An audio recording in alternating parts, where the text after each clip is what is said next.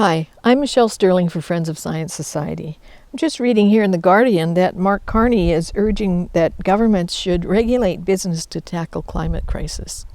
That's pretty funny because Canada already has more than 600 regulations, laws, and incentives to reduce greenhouse gas emissions.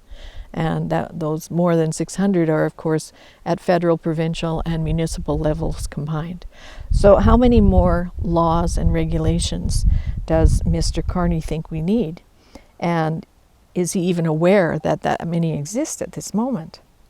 He's saying here that for the world to meet its climate goals, governments would have to force industries to follow clear rules. Well, who is Mr. Carney? He's an appointed official with the UN. He has pecuniary interests in certain commercial operations.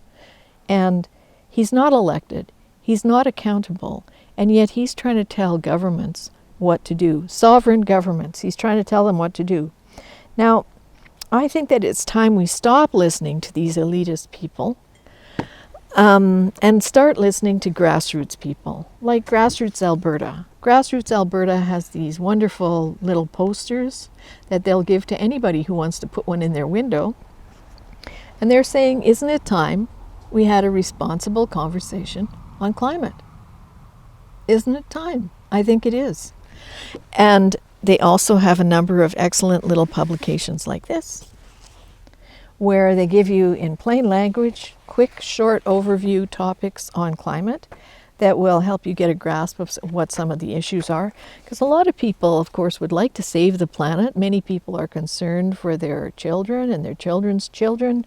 Many people have heard Greta say that we only have 10 years left. But very few people know that that's not true. And very few people know that the authors of that very report that Greta cites, the authors of that report say that that is not true. There is no deadline.